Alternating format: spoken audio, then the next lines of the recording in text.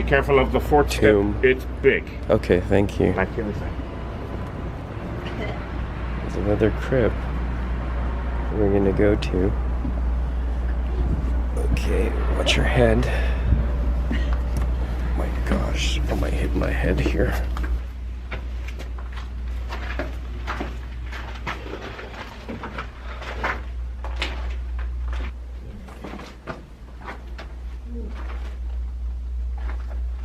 Oh wow. Those are real, huh? Those are real. Oh my gosh. In the crypt, the temperature is constant, winter and summer. Secondly, it's very dry. Limestone, Ashtown, absorbs humidity. And the land down underneath releases methane gas into the atmosphere. The three things together, temperature, dryness, and gas. Voila. The vaults or the crypts here in St. Michan's Church, as you saw, contains coffins and mummified remains. And like he mentioned, the walls contain limestone which kept the air dry and helped preserve the bodies. In the crypt, you'll find the remains of a 400-year-old nun, an 800-year-old crusader, a body with its feet and right hand missing, and most notably the Shears brothers, who took part in the 1798 rebellion. Unfortunately, in 1996, a number of crypts here were damaged by vandals, and again a few months before I filmed this. Anyway, the Church of St. Michan's is not as grand or as impressive as the churches or cathedrals I've been to in my travels, but taking a tour of the vaults here was pretty interesting and well worth it if you ask me. So from the church, heading to our next destination, we passed by this bridge. This is called the James Joyce Bridge, named after the famous Dublin writer. It's not really a major landmark, but it is a landmark. You know, now that I'm editing this, I wonder if this bridge moves to let boats pass through, like the other two bridges we saw on my last video. Joyce Bridge. I'm not gonna walk over there because we need to go over here. But it looks like a pretty cool bridge.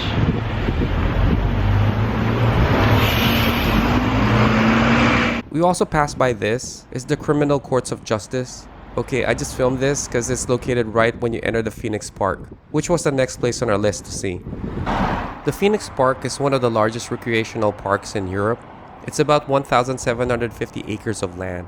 Inside this park, you'll find large areas of grassland with herds of wild deer and the official residence of the President of Ireland. It also features the Dublin Zoo, the Papal Cross, monuments, gardens, and a castle, just to name a few. Okay, so we made it here at the Phoenix Park. It's kind of like about, I don't know, 15-minute walk from the church. But that one is called the Wellington Monument or something. I don't know what that is, but I'm going to talk about it right now.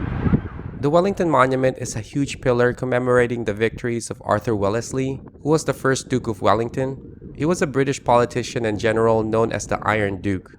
This monument stands at 203 feet tall, making it the largest obelisk in Europe. It was originally planned to be placed in Merrion Square, which by the way we'll visit on our last day, but instead it was constructed here. The pillar features 4 bronze plaques from cannons captured at Waterloo.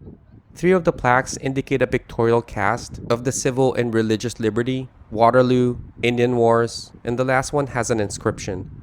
They started building this monument in 1817 until they ran out of funds and finally completed it in 1861. I don't think this is like stairs, but people go up here. See that? I'm gonna try and go up there. Hopefully my shoes has traction enough to get up here. If not, I'm probably gonna fall over.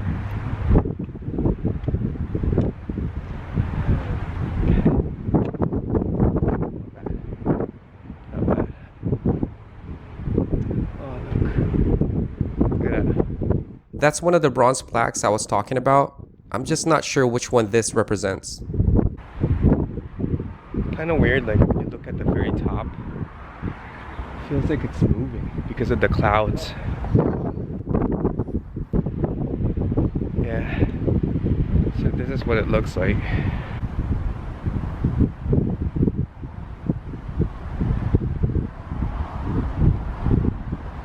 looks nice. The grass is nice. I was kind of hoping the grass would like smell like fresh cut grass, you know. The air smells, it's like fresh air. It's nice. I don't think that's the country. But anyway, we're gonna go inside the park because there's a zoo in there. We're gonna check it out, and also we're gonna check out like, I don't know if there's a castle, but there's something in there. We'll see. Aside from what I mentioned, the main reason why we really came to see this park was to see the wild deers. But before we do, we had to pass by the zoo first. So the zoo is right here. This whole place is the zoo. Look. The problem is that I don't know where the entrance is. I think it's on the other side. So if the entrance is not here, we're probably gonna skip the zoo. Because we're gonna go like further inside the park where there's supposed to be like live deers and stuff, or like wild deers where you can pet them, I think, like in Japan. So we'll see if the zoo's entrance is over here. So I think the zoo, the entrance is on the other side, but there's a gate here that goes, you can kind of see what it kind of looks like. It looks like the zoo is undergoing some kind of renovation, and we found out that the entrance is on the other side, and we didn't want to walk all the way back there, so we just decided to skip the zoo. We're just gonna go straight to where the deers are. Hopefully we can find the deers, and hopefully you can freaking hear me from this. It's kind of like windy out here. But yeah, we're gonna go to the presidential palace first, and then go to the deer park. The Dublin Zoo is actually one of Dublin's popular attractions. Since the year it was opened, which was in 1831, the zoo played a role as a conservation of the endangered species on Earth. Covering 69 acres of land, it houses about 66 different types of animals. So after walking a few blocks, or like, no, a few, not a few blocks, but a few kilometers over here, the palace, or the office of the President of Ireland, is right there. See? So this is the official residence of the President of Ireland. It was built in 1751 and was bought by the British Lord Lieutenant of Ireland in the 1780s as a summer residence. In 1922 to 1932, it became the residence of the Governor General of the Irish Free State. Then the house was left empty until 1937, when the President of Ireland was created. And to this day, it serves as the official residence of the President. The building has about 95 rooms and also houses the Garda-mounted unit, which is a horseback-mounted unit that provides security for events and the community as a whole. I'm pretty sure you can't go in there because there's a lot of security. I don't want to go there anymore because we still have to walk all the way down there. And hopefully we can see deers. That's our goal. See this? So I guess there are really deers here, and I guess if we see one, don't feed them. But we're gonna go all the way here, and hopefully we'll see some deers on that side right there. As we looked for deers, we spotted this area, and that cross you see there is called the Papal Cross.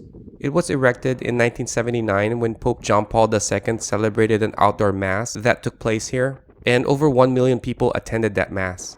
Underneath the cross, which by the way they had difficulty installing, you'll find this stone plaque commemorating the event in 1979 and the mass celebrated by Pope Francis during his visit 38 years after, in 2008. I don't see no deers. I don't see any deers.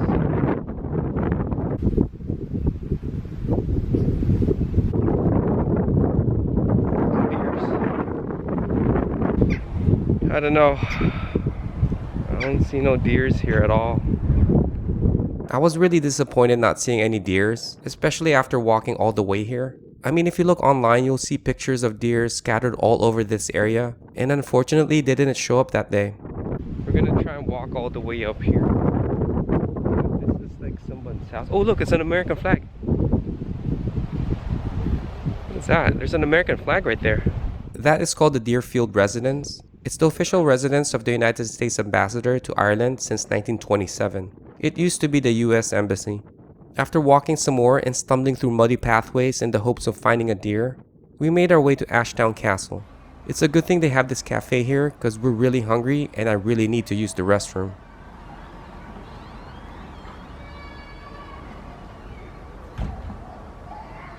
We walked kind of far, but we ended up here. There's a castle here somewhere. I don't know if that's the castle right there. I hope it's not, but we're gonna go to the cafe and probably have something to eat, or actually I need to go to the restroom right now. So from the cafe, she ordered the Irish seafood chowder. We actually had this on our first day here, but this one looks thicker and heavier. It smelled even better. And as for me, I got this. I have no idea what this is, but on the menu, it says stuffed mushroom. I don't know, but it looks more like a burrito if you ask me. I even asked the guy at the counter if it was. Anyway, with this, I got myself a matcha green tea, and for her, she got coffee with milk. So that's the seafood chowder, right? Okay, and then I got this. I don't know what this is. It looks like a burrito kind of looking thing. I said I want a stuffed mushroom, and she kept saying, yeah, mushroom. This is mushroom. But I did want stuffed mushroom, and I hope it is, so we'll see. Alright, let's see what's inside this.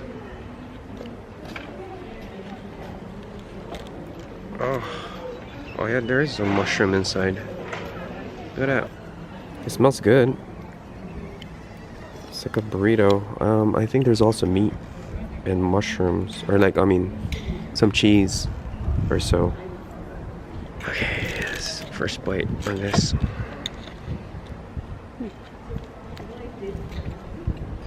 Yeah. Oh wow. Good? Yeah. Shit. That's actually good. Man.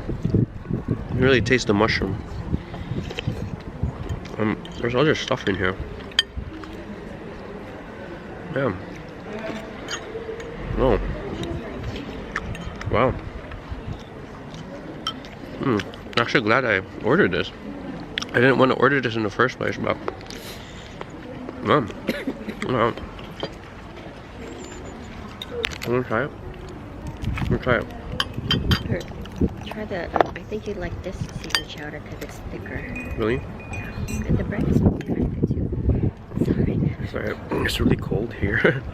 We're out in the open. I'll show you later what it looks like. But I don't want to turn off my autofocus thing. So I'm going to try the chowder. There's like, what do you call this? Salmon and all this stuff in here.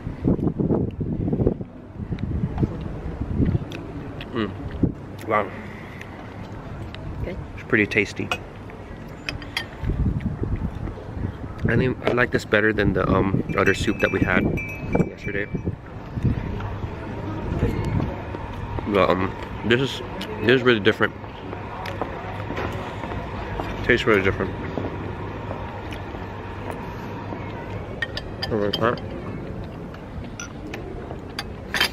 And get my tea before it gets cold. It's so hot. I got myself a matcha green tea. Pretty good.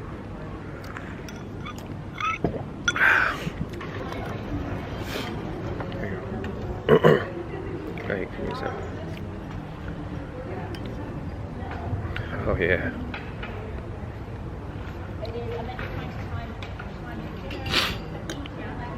Good. Good one. It's really good.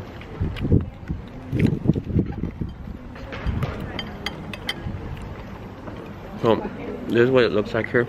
This cafe is really nice. Aside from the Ashtown Castle next to it, right in front inside those green doors is the Phoenix Park Visitor Center. The Visitor Center displays information and historical exhibit of the park from 3500 BC to the present day. I forgot how much it is, but you can take a tour of the center. There's like potatoes and stuff on this. What I really like is the mushrooms. It's really good. Also, there's the bread here. It's supposedly homemade bread. I'm gonna try it. Let's see. Let me get a... Wow. It's really crusty. Oh, look at that. Yeah.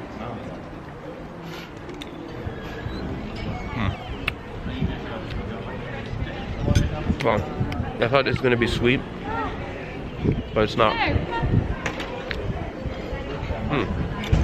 Interesting. It's bad. It almost looks like a sweet cake. I thought that was Right. something. Right? But it's not. It's a little dry on the outside, but it's kind of nice and moist on the inside. It's pretty good. After we ate, we checked out the visitor center and decided not to take the tour because we really came here for the castle and we're really short in time. We still had to go back to the Jameson Distillery. I wonder what the butter is for. What happened is that the castle is right here. This is the castle. And there's a tour. It's gonna start at 4:30 and it's 3:45 right now. But we want to head back to town, so we're not gonna wait for the tour anymore. It's actually free, you can go in there, but we're not gonna wait for it because we want to go to the Jameson Museum. We're gonna go check it out. We're gonna go have some whiskey, yeah, and it's a long walk back there. This castle was discovered in 1978 inside a bigger building known as the Ashtown Lodge, while the lodge was being demolished.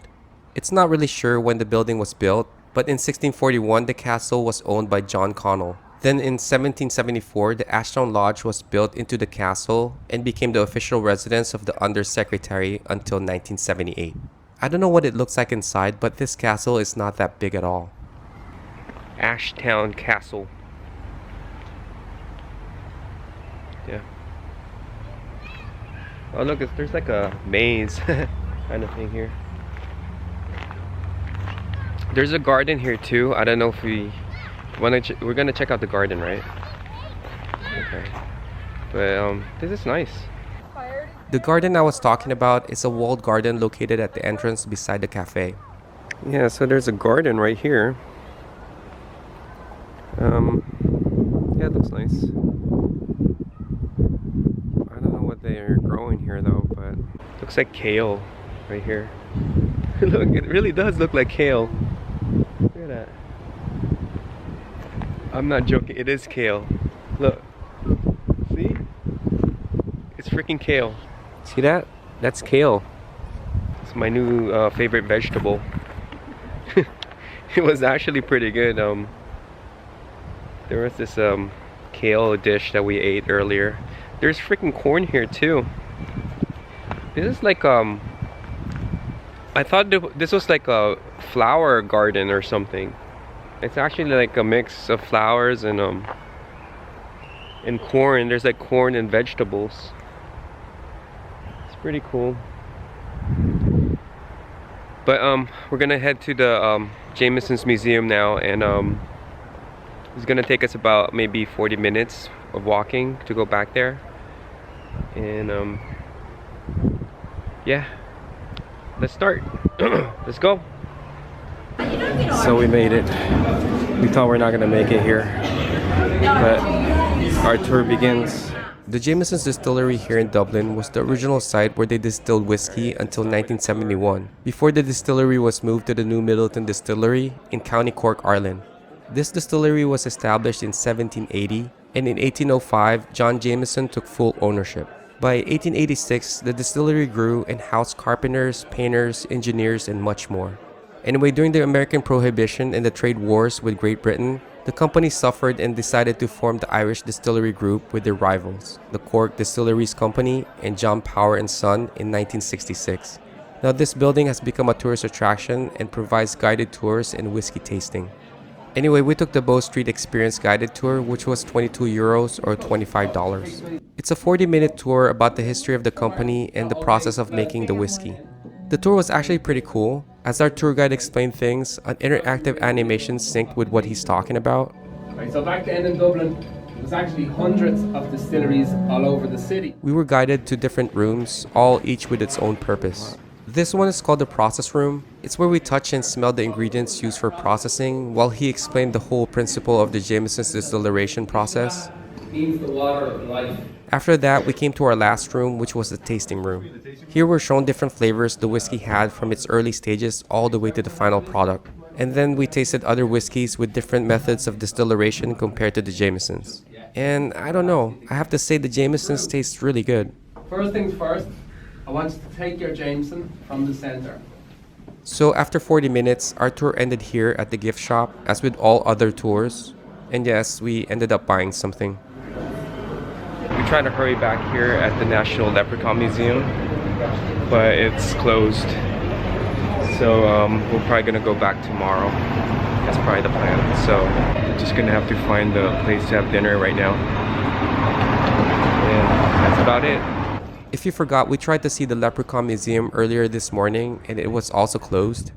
Anyway, after walking around looking for a place to eat, we ended up here.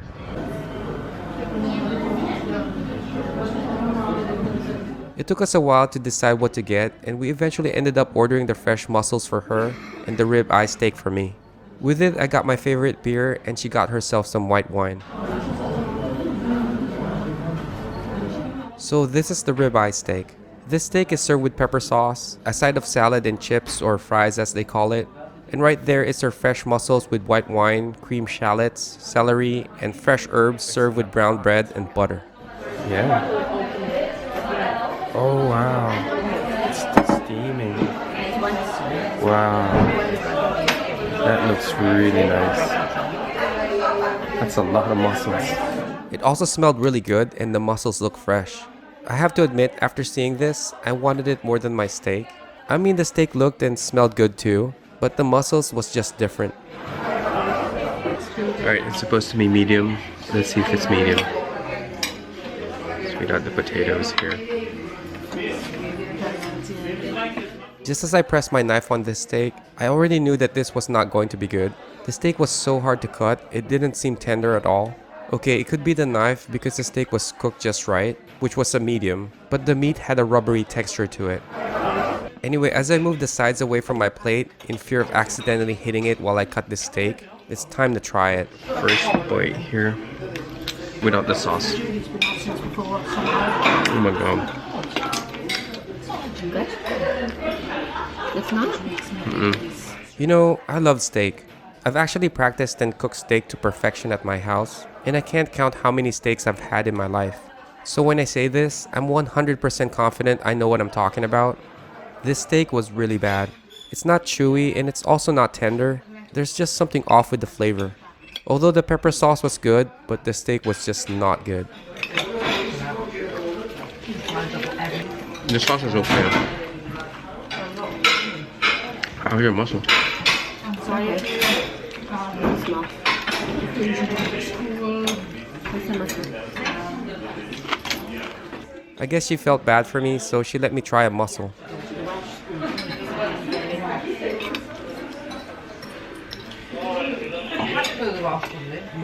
Let's try this with steak. You like it? Mussels are good. Okay, maybe I was a little too harsh about how I feel about this steak. After a few bites and combining it with the sides, maybe it's not as bad as I first thought it was. It's definitely not the best steak or the worst steak I've ever had. It was just okay. It was cooked right and the sauce was good. Maybe it's the meat. It probably wasn't fresh. The sides on the other hand was really good, but for sure the mussels was the best. She told me the sauce was amazing too. I actually considered ordering another one, but I decided not to. So as we finished off our food, we ended our day here. It might not look like it, but like I've said, this was the most tiring day of this trip. We walked so much that day, mostly because of Phoenix Park. I mean, the park was just too big. Anyway, on the next video, we'll be seeing more landmarks in the city of Dublin. We're going to visit the Dublin Castle, St. Patrick's Cathedral, St. Patrick's Park, the Guinness Factory, and much more.